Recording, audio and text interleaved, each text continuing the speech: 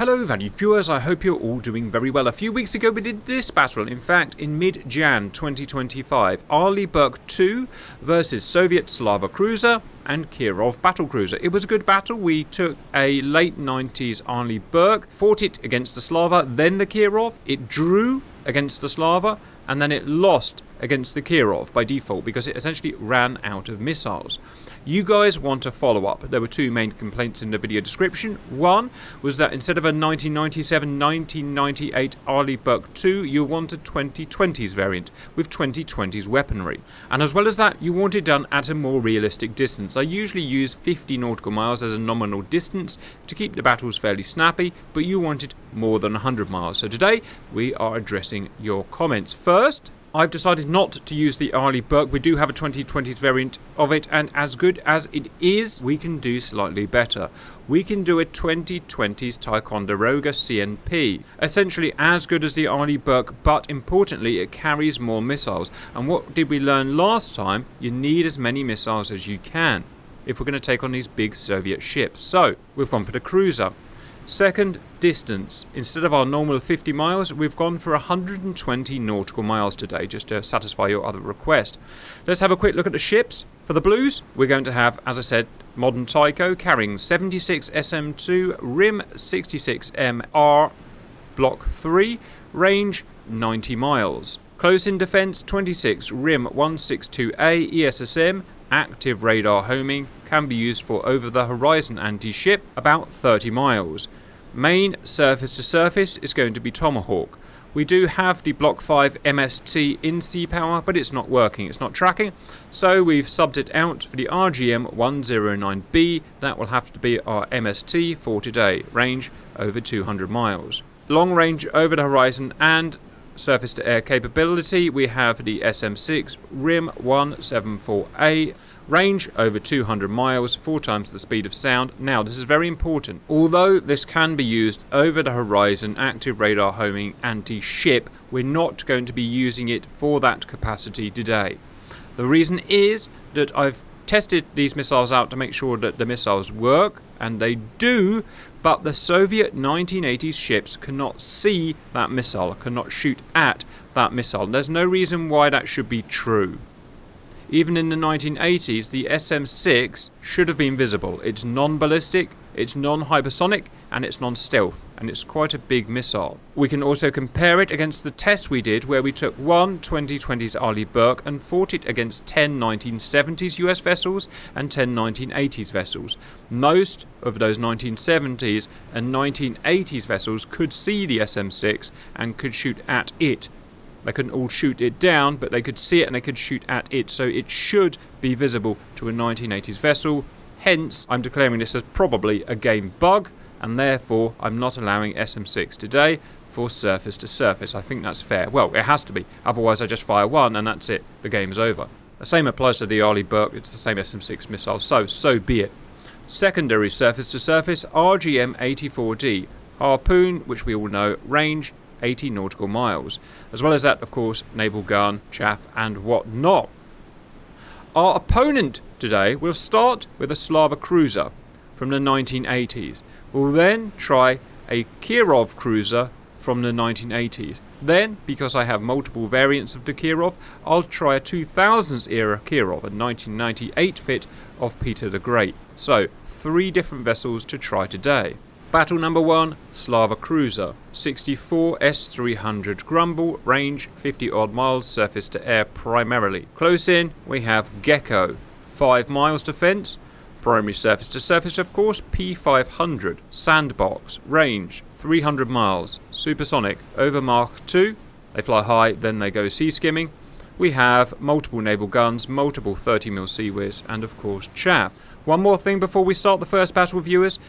Remember, normally I allow the AI to completely control the ships. They decide how many weapons they fire based on their weapons tables. I don't want to do that today. That works fine in 50-mile battles, and that's why I chose the 50-mile battles, because piecemeal firing doesn't take too long at 50 miles. At over 100 miles, piecemeal firing takes ages, and this video would be hours long and no one will watch it, and there's no point in doing it. So I'm going to change slightly, and in terms of surface to surface, I'm going to take control of all ships, and I'm going to fire all surface to surface missiles in one salvo. So for this Slava, I'm simply going to leave it weapons free. I'm going to leave it sensors on. Obviously, I'm going to grab some missiles. 8, 1, 2, 16 missiles fired. The American, I'm going to do the same. I'm going to do Tomahawks times 4. Make sure his weapons sensors are on. It is 1, 2, 3, 4, 5. And that's it. Off we go. Tomahawks out from our Tycho Slava. We have the P500s. Never get bored of watching that.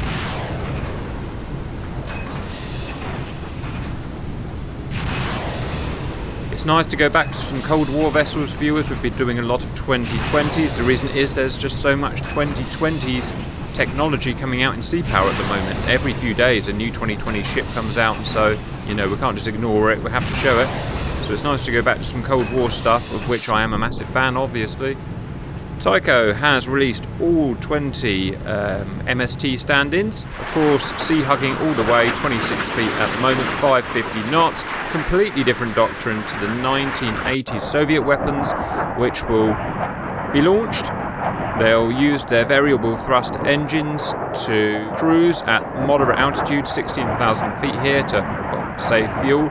At a set distance to the target, I think it's 60 miles, 70 miles, I can't remember now. They'll dive down, and then they'll organise themselves into formations and hunt at low level. Any defensive weapons out? Not yet. Not in. Oh, as I speak. Okay, we've got RIM 66, so that's SM2, medium range, modern block being fired. Here's one weakness of the Soviet missiles against a modern ship with a modern radar, is that they can be seen very far out when they're still in their cruise phase, and there's not much really that can be done about that. As I said, they will dive at a set distance to the target, 50 or 60 miles, whatever that is. Why is that such a weakness? Well, in the 1980s, when these were devised, the American ships didn't have such good radars that could see and fire at these at long ranges. So it's simply a fact of the asymmetric warfare today that we've got a 2020 ship with 2020 sensors and 2020's weapons. P500 is a really interesting missile. Note that they fire separately, then they organise themselves into formations. They probably wouldn't be this close in real life. No, obviously they wouldn't be this close in real life. I don't know why they do it in sea power, but whatever. Doesn't really matter, I suppose. Organise themselves into hunter-killer groups. If you remember, obviously they will dive down closer to the target. One will stay moderately high, by which I mean about 2,000 feet, and act as a guide to guide the others in with its radar, and therefore they can take out an entire battle group with just one salvo. That was the idea. But again, with the asymmetric warfare today, they've been spotted much further out by the big radar on the cruiser, and long-range missiles, which never really existed, at least in this kind of quantity and capacity to fire, in the 1980s, means we have interceptions.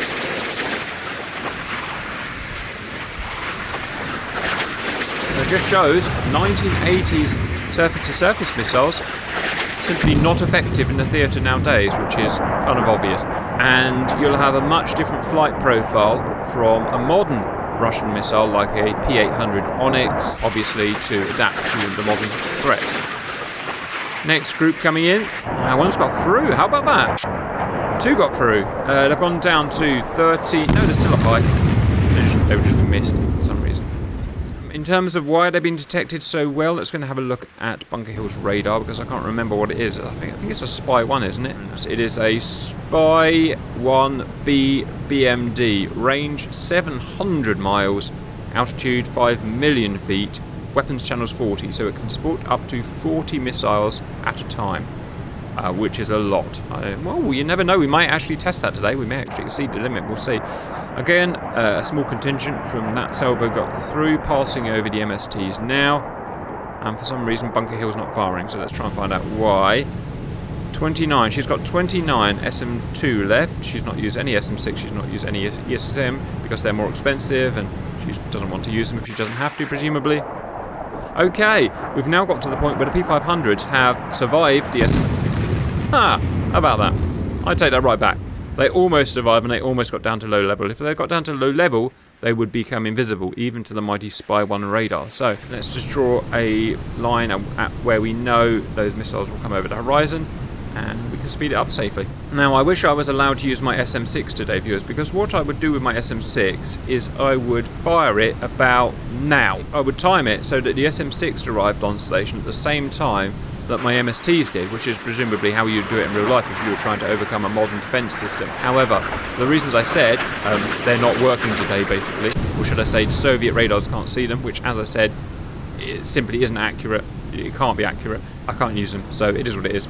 But that's not that unrealistic in a way. In real life, SM6 would probably not be used for anti-shipping against a foe like this. It would probably be reserved for defence, or that's my opinion anyway. Alright, coming into defensive interceptable range, or coming over the horizon, should I say.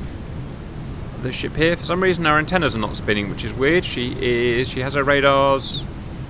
doesn't have her radars on. That's weird. I don't know what it is. Probably a bug, maybe because I sped it. Anyway, it's all turned on now. These will come over the horizon at some point, maybe about 15 miles. I will check just to make sure that's why she couldn't intercept the SM6's, viewers. I suspect it's probably not why. There's no reason at all why she should have had her air search radar turned off. Double check Tycho's is turned on. Yes, Tycho's is on. Weird, huh? Okay, out go the grumbles as they come over the horizon. How effective they're going to be? Well, probably pretty effective. The Tomahawk is not a low observability missile, or at least the V variant wasn't. And there's lots of them, so there's a good chance they're going to overwhelm the defences. We shall see.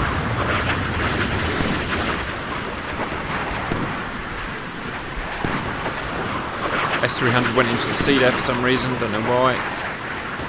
None taken out so far, which is weird. Let's track a 300. Ah, missed. Okay. Hit.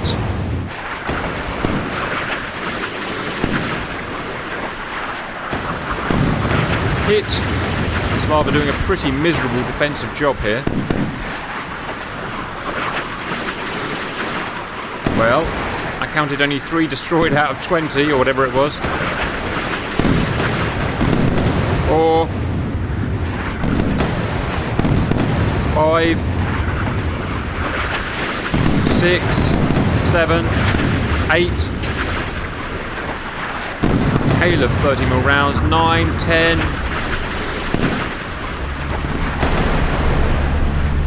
Boom. 1 will destroy a ship.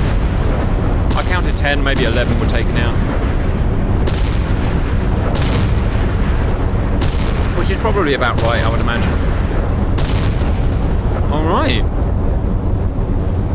That's it. So, first 120 mile versus a 1980 Slava, which is the one variant that we have in Sea Power. A relatively easy win for Tycho. And next difficulty level is going to be the Slava replaced with a single Kirov. I've gone for a 1985 variant. Weapons are the same, but different quantities to the Slava, and the surface-to-surface weapon is, of course, SSN-19 Shipwreck with that speed there. In fact, it goes faster than that. That's its cruise speed. 300 miles range, and again, they're pack killer weapons. And right, I'm going to check the radars on this time. Yeah, strange that the radar was off on that Slava. I don't know why that is, viewers. The sonar was off as well, I noticed. Bug, question mark? I don't know. Oh, I should say, I just tested, viewers, as well, the SM6. It still can't be intercepted, even when the radar is definitely on. So I was right in the fact that it's not working at the moment. P700, of course, slightly more modern than the P500, as well as being fired from the Kirov. She was, of course, fired from at least one of the aircraft carriers. I forget which. May have been Kuznetsov, I can't remember. In fact, all Russian aircraft carriers fired surface-to-surface missiles from memory. Tycho, our Tycho is firing defensive missiles already. Again, she can just see those missiles miles away. So at this point, I'm just thinking in my head here, the Soviet missiles, because of the reasons we said of the asymmetric technologies we're using, are very vulnerable to attack at high altitude. So is there anything I can do about that? Well, I can't control them, they're preset. as to their altitudes. And because their dive is a reference to the distance to the target, I could move the ship back. It wouldn't help. It would, be exactly the same. I could move the ship forward. It would be exactly the same, or should I say, it wouldn't really help. So it's just what it is. Forming up in hunter-killer groups again. Unrealistically close as well, but again, it doesn't really seem to make much difference. In terms of threat to America, well, the only extra threat is simply the fact that there's 20 of them rather than 16 of them. I doubt they will dive down before they're intercepted again. We'll have to see. I think they dive down at 50 miles from target. Double check that. No, they're diving down now. Ah, well, I got that completely wrong. They are diving down before they're intercepted, so that spruces it up a bit. Oh wow, they were so high. They were over 60,000 feet. 50,000, 60,000 feet. 50,000 feet. Can they still be intercepted? Look at that. Look at that.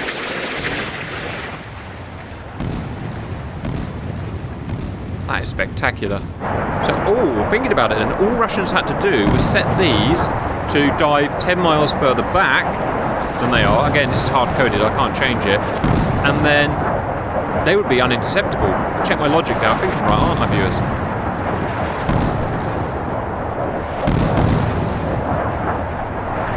They're not going down to the ground. They're not going down to the ground. What are they doing? Because I was wrong.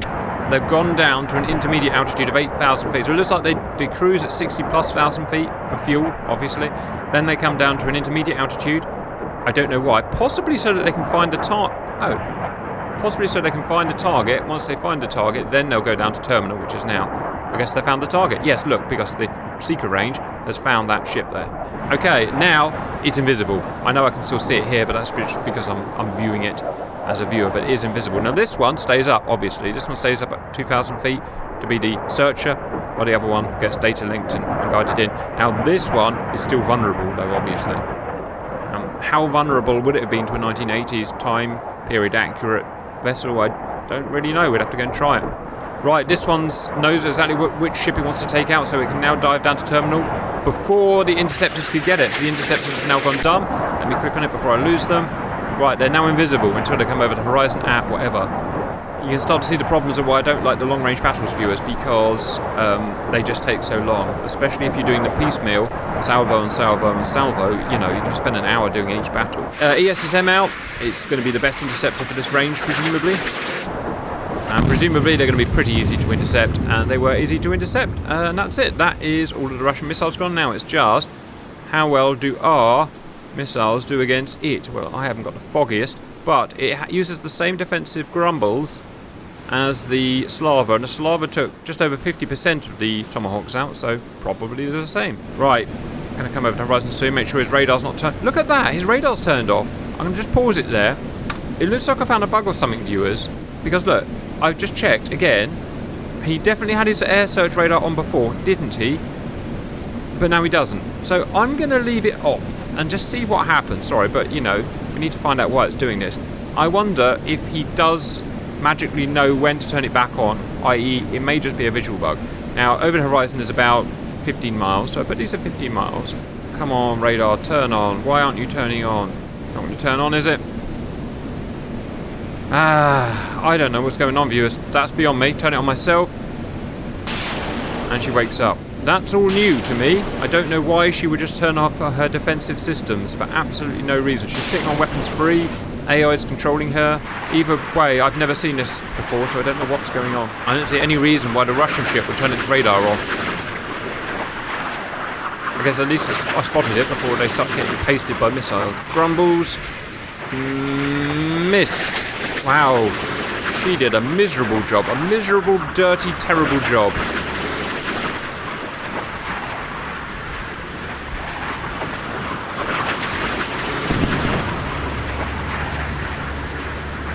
I don't think she killed a single one. Terrible ship. Well, viewers, I just put the vessels in, I click go. If sea power doesn't work, then sea power doesn't work. And it appears that sea power doesn't work at the moment. Very disappointing to see. So I reiterate, I know she's got MCOM now, but it's just because her radars are destroyed. I reiterate, she turned her own radar off. I forced her to turn it on, and she shot down not a single Tomahawk. Remember, the videos are not scripted for YouTube views, as you've probably noticed, and this is just how it went. I'm very disappointed in the game. Well, that was miserable and rubbish, so why don't we put a 2000s era Kirov in instead to see what happens. Welcome back, viewers. We're using the 1998 fit Peter the Great Kirov now, so essentially an early 2000s variant. On Unpause now, I've already set them to fire missiles. She had a vastly upgraded defensive and offensive suite. Remember, the Kirovs were different from each other. S300F Grumbles were replaced by Gargoyles. So you can see here we've got 48 Gargoyles. I believe that's from the S300 PMU-1, early 90s. Range nearly 90 miles. As well as that, bolstered by 48 SAN-20B. So Gargoyle, this is S300 PMU-2. Range 120 nautical miles. So that's a real piece of kit. Not that it's really going to matter today, because the offensive missiles are sea-hugging. 240 Greasons. As well as that, the offensive weapons were improved. The shipwreck went to the shipwreck A, 500 miles range, slightly faster, better jammer, blah, blah, blah, blah, blah.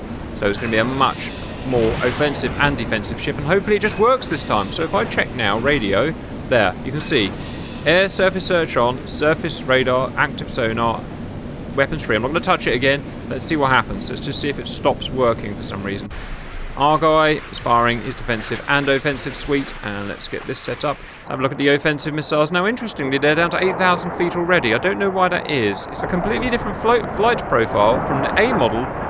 Now, why is that, viewers? My guess is exactly what we were talking about. These are late 1990s weapons. Late 1990s, they were fighting Arleigh Burke 2s. So maybe these improved weapons were because of the emerging threat. They could no longer go at 60,000 feet. They had to go 8,000 and drop down. I don't know. I really don't know. I haven't actually tried them yet, so let's see. I'm just thinking while we go. Right, they're packing up. It'll be interesting to know what technology they used to do these formation flights and not bump into each other in real life. Right, so 1,300 knots, 8,000 feet. Oh, look, they've dived already. Look at that. Break. What altitude was that? This is all interesting stuff. 80 miles. So, there we see the inevitable... Look at that. The inevitable march of technology, viewers. The emerging threat of the Aegis and the spy radars in America meant that these guys here now had to dive down at 80 nautical miles so they weren't shot. And it's going to work as well. In fact, almost certainly, the Soviets are going to win this time, because they can't be shot, right? They're beyond the radar horizon now, they can't be seen. And yes, I'm aware how stupid that looks, but again, you can pretty much ignore it. Think how aerodynamically unstable they must be. Imagine the wake each one causes. I wouldn't be surprised if it messed the, if they upset each other in their wakes and crashed. Very interesting stuff. Right, well, these are all gone dumb, obviously. That's it, that's all I can do. Now, let's check. Oh, look, one's become visible. Why is that? It's gone up to 2,000 feet. So this is the searcher. The other 19 are the slaves, and they're going to be told what to do. But the searcher against the Spy 1 is going to be spotted and taken out by an SM2, probably. Although we've had some bad things, and now it's found its target and it's gone down. Now, I think that personally is a bit unrealistic, because look, it found its target at 50 miles. Now, could it really find its target at 50 miles, viewers? I don't really know. I mean, it's basically as big as an aeroplane, so it could have an aeroplane-sized radar, and a fighter could see a ship at 50 miles in the 90s, so really cool stuff. Really interesting to see. Right, we've just got to sit and wait until they come over the radar horizon now. Now, here's an important thing that I haven't included. Radar horizon is very important today, on both sides, because it stops these things being shot at long range. It stops our missiles being shot at long range. This is where the SM-6 would be used. The SM-6 can be guided in over the horizon, but only if you've got a radar in the air. So if we had an AWACS, which obviously we haven't today, but if we had an AWACS up here, it would spot these guys over the horizon, and that means that the cruiser could fire SM-6 on a data link to take them out at long range. Although it's only got 4 SM-6, maybe it'll make a difference. I don't know. It's just, I don't know, there's so much stuff going on here. I really wish they'd sort the formations out. splash damage doesn't seem to be a thing. So, I take that back. Splash damage is a thing. Well, that's bad sea powering again. Because it means that one will be taken out by one. Oh no, now we're in trouble. Pause. Don't want to miss it. Has one got through? Avert your eyes! Avert your eyes! Oh my god. Wow, a lot of stuff there. As I said, that threat, as I'm thinking out loud, could have been seriously diminished by 10 over-the-horizon SM-6 if we had an AWACS to guide them in. And the Soviets would not be able to reciprocate because I don't think they've got missiles that could be fired. Gargoyle? Is Gargoyle active radar homing? I don't think it is, viewers. Anyway, now here's the thing. Has it turned its radar off? It has turned its radar off. It's not just me. It really is bugged, viewers. Look, it's turned its radar off. I'm going to turn it on now. Soviet ships don't work for some reason. Core game and modded ones. But at least we spotted it. And, you know, we've turned it on at the distance when they do come up over the horizon. So I don't think it's going to affect our results very much. If any of you know, by the way, why they're going dumb and turning their radars off, I would love to know. I bet it's they're feeling that if they turn their emissions off, they can hide. It's probably that, isn't it? They're trying to hide their emissions. But obviously, they're just, you know, going into suicide mode in reality. How do I stop them doing that? I would love to know. I don't obviously have any control over it. This is going to mess up all our future war games and stuff that we do. Because in this case, I have control of the ship. I can control it because I've made it semi-controllable. But in big battles we do, where we can't control them, Soviet ships are now just going to stop working. That's what's happening. Alright, usual 15 miles, you can see there. Now, these are the Gargoyles, so these are much better missiles. Are they going to do a better job of taking out the Tomahawks? I don't know. Remember, the previous Kirov killed no Tomahawks, 0 Tomahawks, which is just plain wrong. They go into a swish manoeuvre 10 miles before the target, and you can see the little seeker head is now looking for a ship to lock onto. Lots of Tomahawks being taken out by the Gargoyles. Lots being taken out. Boom! More Gargoyles going out. We might get through again. Weight of numbers. 6 left. 5 left. 4 left. 2 left. 1 mile. 1 left. Come on, little Tomahawk. So a much more well-defended ship, or she's actually bothering to try and defend herself. She stopped firing. Sea whiz time. Ah, no good. Okay. Well, there you go, viewers. No one's won this, I've just realised. So what happens next? I can't fire SM-6 because she can't shoot them down. So what do? I guess we close within range of our harpoons, right? So speed up, loads. Right, and we have actually lost her now, annoyingly. So if I draw a line, something like that. There, we know she's going to be there. So we can get our weapons here. Fire 8 of them. We know she's there, heading that way, about 13 knots, so we can aim about there. Go, my lady. Hopefully that'll work. Otherwise it's a freaking guns fight. Heavens, no one wants a guns fight. So sensor sees hopefully something. Yep, picked it up. Right, we're going to make sure now she hasn't turned her frigging sensors off again, and she has! She's turned them off again! Well, ladies and gentlemen, sea power happening right for you now. Don't worry, I'll turn them on for you. Freaking unbelievable. Ah, what a day, viewers. What a day to be alive. Nothing works. Never mind, we'll persevere. They're going to be taken out relatively easily by the looks of it.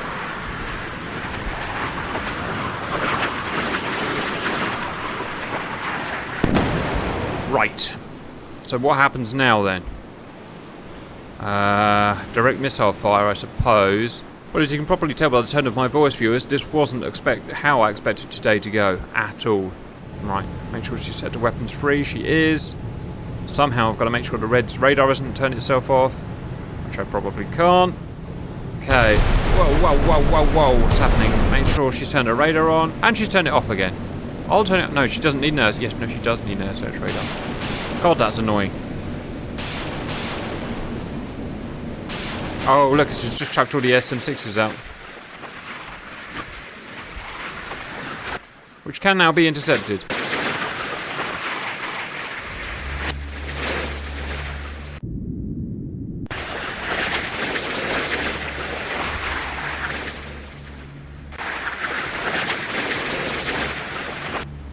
Huh, how about that? It appears the 1998 variant of the Kirov can intercept SM-6, whereas the others, the Cold War ones, which I tried, can't. How interesting. Today gets weirder and weirder. What's being fired now? ESSM, over the horizon ESSM, question mark. What's being fired here? Nothing of use. Nothing of use. Well, we're now in a direct fire missile battle, it appears. The Russian vessel's almost out of missiles. We are almost out of missiles. Weapons free. Let me check she has her radar on. Yep, she's retained her radar on. It's like when she thinks combat has stopped. I think it's when she thinks combat has stopped, because there's no vessels within, let's say, 50 miles, she turns all of her radars off and goes cold. But she doesn't have the ability to turn them back on. It's almost like they've added coding to try and make the vessels hide themselves electromagnetically, but then they just die. That's my guess of what's going on here. Right, so this guy's defending. This guy is defending? Everyone's defending. I don't know. Well, someone's direct firing. I don't know who's direct firing. Oh, this guy's direct firing. No, he's not. Just a missile that's missed. What about these guys? They're direct firing! Someone's going to kill someone! So, the gargoyles direct fired against this guy, and they got through. I'm just happy it's ended one way or another. There you go. And this guy's direct firing as well, though. So this might get through. Oh, this is so weird. Man, that Sea Whiz is just impenetrable. When I say impenetrable, I mean impenetrable. Bunker Hill is still going, which is essentially out of missiles. That said, Kirov is fully out of missiles. So it won the battle with its last frigging missile. But has it won the battle, though? Probably, by the looks of it. Well, as you can probably tell, again, this is not how I expected the day to go, but I'm not really sure what I expected. Well, I just expected stuff to work, to be honest, but there you go. She's dead. She's toast. I mean, she ain't fighting any more battles, put it that way. Oh, I take that right back. She's fighting a lot more battles. Okay, then. Let's keep going. There, we can see the radar's back online, the spy's back online. She's down to 6 knots. Peter the Great's up at 13 knots. No one. She has no offensive missiles anymore. Bunker Hill does have offensive missiles, but fire control is not working. Guns are to bear. Oh dear. Go on, Mom! Go on, Mom!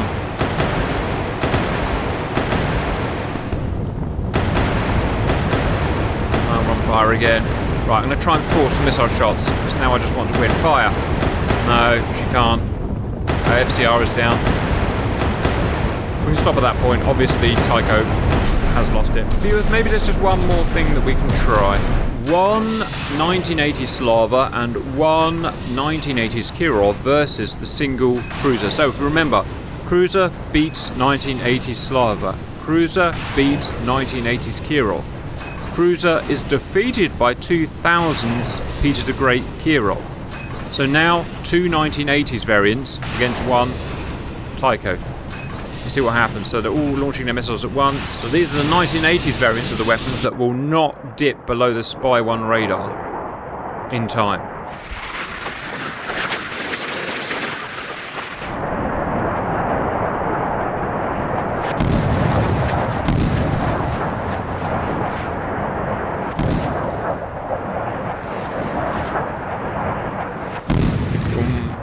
And another salvo here. That's P700 lagging behind slightly. Oh, right, so they've hit the deck. Pause. When did that happen? 60 miles. So it was 80 miles for the upgraded P700. It was 60 miles for the older P700. But because most of the Tycho's sensors were tied up with the P500s, these have got down. So that's made a huge difference, having 2 vessels in play, even though they're both 1980s vessels. Let me just double check they are 1980s. Slava, 1980s. Kirov, 1985. Yeah, so by having a bunch of missiles up front to take the brunt, and these are diving down too. Tycho's struggling. Let's see what's going on here. Oh, she's used all 80 SM2s. When did that happen? SM6s are firing, ESSMs are firing. It's almost like she had a freak out and launched all 80 missiles. We may have to play it again to find out why that happened. Where are they all? Where did those 80 missiles go? I was fast forwarding most of the time, so I didn't really look, but... Well, she's lost, because she now doesn't have enough missiles to defend herself. Weird. So we've now got a whole salvo of P500s that need taking out, which the SM6s will do that, no problem. Boom. Done. Now we've got another salvo of P700s coming in. Under the horizon now, so we can't see them yet. And 22 missiles left against a whole salvo. That's probably a dead Tycho, right? Here they come. That's going to be the search. No, it's not the searcher. It's all of them. Over the horizon, 15 miles. Okay. Taking them out. And she's got 8 missiles left. Well, we found out how many she can take on then, because she can't take on any more, because she would run out of missiles. This is what happened to Ollie Burke, but Ollie Burke only carries about 50% of the missiles, or I can't remember, 60% of the missiles, so that's why she could take on no more than one ship. Of course they've turned their sensors off, viewers. Of course they would do that without me telling them to. Why wouldn't they do that? I'll turn them back on for you. That doesn't get frustrating. Is it because I speed it up? Is that what's happening? Let me just speed it up. No, it's not. No, it's not me. I've got no control over it. Don't know. Make sure her radars are on. It is. Right. Fight. Slow it down. Oh, they're doing a miserable job. Slava did better on her own. No, Slava's doing great. Kirov just can't shoot them down. 1980s Kirov can't shoot them down. Look, she can't shoot them down. Same as what happened last time, right? Slava can defend herself. Kirov cannot. Now that is silly. Don't get me wrong, I want the American ship to win, but I know silly when I see it. That's bad modelling. Alright, well at least we replicated the same results we did last time, so at least, you know, it's a scientific base. So to reiterate, I can't use SM6 at this point because the 1980s ships cannot defend themselves from SM6. Alright, in range to fire the harpoons. Let's get that done, let's plot that line. Harpoon, there. Right there, please. Punch it. You are all belong to our Slava. Locked, and I will end you. Go on, harpoons. 1 harpoon down. 2 harpoon down. 3 harpoon down. 4 harpoon down. No, not gonna work. Oh, I got close. Got real close, didn't it? Pop up! Ah. Next battle. See you in half an hour, by which I mean 5 hours. Right. Gotta go and make sure she has her radar turned on. She does. This time she had her radar turned on, but she's got rid of her surface search. Don't worry, I'll turn that on for you, my darling. Unbefriggin-leavable. What is the matter with this game? Tycho, everything's still on. It's just the reds. It just goes wrong with the reds. Huh, how about that? Right, that's it. Fight, I believe. Distance is 25 miles. She's engaging now. I don't know what she's... There we go. She's fired a salvo of the SSM. Theoretically over the horizon, active radar homing, so actually fired at SM6. SM6 is all gone already. Oh, she's only got a few of these. She's run out of ammo again. Slava's not defending herself. That's a bit silly. It's the same thing as when I'm firing SM6. Yeah, for some reason these 1980s vessels can't shoot. Well, take that right back. I don't know. Hit! Could we have a win? I mean, these are titchy little missiles. They're not going to do a lot of damage, but I'll take any hit at the moment. There we go. Come on, let's get another hit on her. Ah, they've lost track. No, they haven't. Do it! Do it! Come on, you want to put a knife in me and watch it turn. Name that film. Well, they hit, but they don't do any damage. Because they're so small. Poor old Tycho is out of everything now. No, she's gone. She's fully gone. S300's going to win it with ease, and she can't defend. That's what happened last time, isn't it? Boom. Ha, she got it. Well done.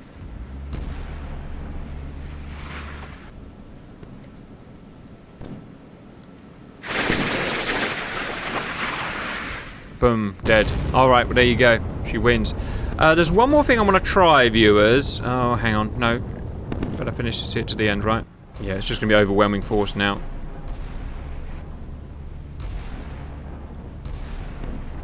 That is some accurate sea whizzing. That is some really accurate sea whizzing, look. Wow. I don't know who's going to win now.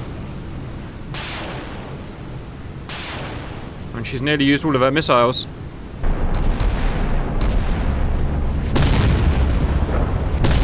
Hit. Yeah. That's got to be it, right? That's got to be it. Right, I'm declaring that as it. There's one more thing I want to try, viewers, just quick. As I said, SM6 can't be used against the 1980s vessels because they can't defend it. They just refuse to fire at it. There's no reason, it just is what it is. But the 2000s Peter the Great, once we got within 20 miles or so, we used SM6s, and she could defend the SM6s. So I'm going to launch my SM6s at Peter the Great, who can, you know, is modelled to defend it. Pause that there. Let's just see what happens with an initial barrage. Because, as I said, we couldn't use them against the 1980s because they're not working. And at that point, I've done everything I can. Okay, defensive missiles coming out against the SA-6, the gargoyles. Let's see what happens here.